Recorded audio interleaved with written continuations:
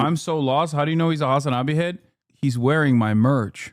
He's wearing limited edition Himbo Fitness merchandise.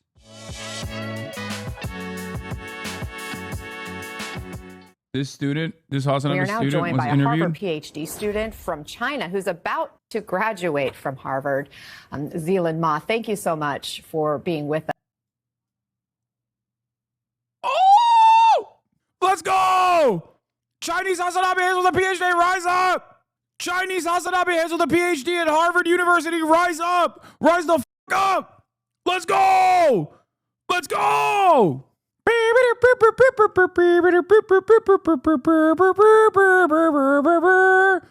Thus, you graduate on Thursday, right? So this should be a celebration. Look at how jacked he is! I'm so proud. I'm so proud. I'm so proud. Look at him. Look at him flexing his biceps too. Woo! Celebratory moment. How are you feeling? I mean, definitely it feels less celebratory than I should feel. I feel a lot of uncertainty. I feel puzzled. I feel shocked. To learn. Wait, is this Top G, dude? Is this where we find out Top G's real identity? I kept saying he was like a white Maoist from Iowa, but is it? I have a friend in Harvard too who watches you, but not international. I mean, yes, college campuses are where I have the strongest foothold. Okay, that's not surprising. I mean, you've seen, bro thinks he's Charlie Kirk. Oh, why would you do that to me? That because I'm a PhD student doing important research on how AI is transforming workplace. This is something that White House has labeled as a national priority. So it's definitely disheartening and impossible. HasanAbi hit Nebraska. Wow, boring. Who cares? HasanAbi hit China. At least now we know who are the real unappreciated chatters. To see the policy targeting the very people doing that work.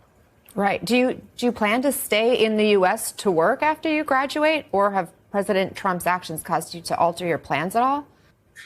So for now, I think until the hearing, my plan is to stay at the Harvard Business School to continue my research as a postdoc scholar with the D-Cube lab. But, anything could happen in a hearing. And because of these uncertainties, I definitely need to think about, other ways to continue my research. And then, I've also heard about my friends, my colleagues, be it like, U.S. citizen or not, have been considering elsewhere to conduct their research or even moving out of the country. What do you say to those who may be thinking right now, I don't care what happens to a few people at this super rich Ivy League school? Explain why they should care. Yeah, of course. I think, first of all, it's not a few people. So this attempted ban could be about, over 4,000 unionized workers at Harvard. That includes the graduate students who's teaching, who's grading, who's answering students' email 2 a.m. We are the people who make the university work. And it is also about this work visa called OPT, which is tied to the student visa. If the ban exists, proceeds, then this work permit will be canceled, and everyone in the class of 2023, 2024, 2025 will be impacted. And these people have been currently working full-time jobs at top companies, doing the kind of technological, scientific, and economic work that keeps American economy running. So as a brief statistics, in the year of 2024, there has been 1.1 million international students contributing to the U.S. economy. So that is not a small number. That will be a big threat to these workers. No, that's such a great point. And I know you've also pointed out previously that you think about the type of work that you and other students like yourself are doing, who are also contributing to the workforce, as you point out. And you had said, the next breakthrough in AI, the work you're doing, the next cancer cure, the next Nobel Prize. If it doesn't happen here because you and others are kicked out of this country. Dude, we're infiltrating everything, okay? HasanAbi heads, we are everywhere. It doesn't matter. You could be getting a business PhD at Harvard. There's a HasanAbi head right there. It's like Fight Club, you know, just nod along. It's going to happen elsewhere. That is America's loss. Now, part of the president's order targeting Harvard specifically claims the university coordinates with the Chinese Communist Party, and Chinese nationals make up about a fifth of Harvard's foreign students. Do you and other Chinese students feel like she's like, do you communicate with the Chinese Communist Party? You're being targeted or scapegoated? Yeah, I definitely feel like we are being scapegoated. Like, bro, only met like 2 other HasanAbi heads on college. What the? Oh yeah, depends on which college which college campus you go to. Also, I'm willing to bet that there are far more. I should do a college campus tour, dude. Got cooked by slow. What does that mean?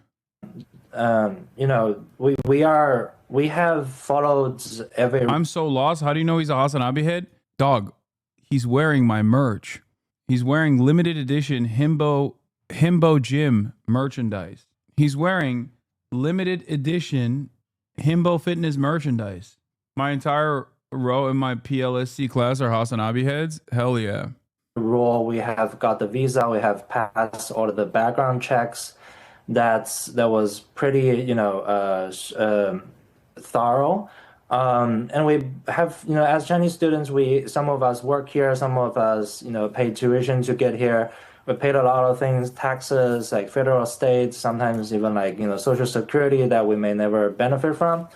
Right? We have contributed a lot to U.S. scientific research, education, and economy, and yet we are currently the one facing uncertainty. So, if the U.S. is sending this kind of message to us Chinese international students that we're not welcome, people will stop coming. And we actually have seen that people have dropped their interests by some polls that they will not come to the U.S. for studying and contributing to the scientific research. So if that happens, as you said, the next breakthrough in artificial intelligence, next cancer cure, or next Nobel Prize even, it will happen somewhere else. So I think it's really bigger than about immigration. It's about whether the U.S. wants to lead in science, tech, and education, or it wants to give it up. So we're not asking for any kind of special treatment.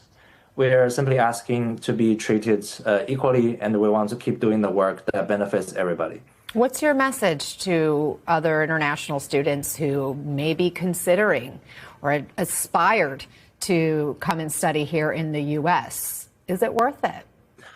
Looking back, I feel like it's still worth it. I've met many of my friends in here. I've met people from all over the world, and I have conducted important research with humanitarian negotiators. I've conducted important research with doctors and lawyers. I have, this education experience is what makes America great. And I think that people who are considering, now is the time of uncertainty, but I think these things will pass eventually, I think. There were similar policies targeting us in the past, but it all, went smoothly. Hopefully this time will still be the case. So my suggestion to my fellow, maybe Chinese students, I think, is be cautious, but still open to the idea of coming to the U.S. to experience this amazing education system. Well, thank you for sharing your thoughts with us and your experience. Celine Ma, appreciate your time and best of luck to you. Congratulations on your degree.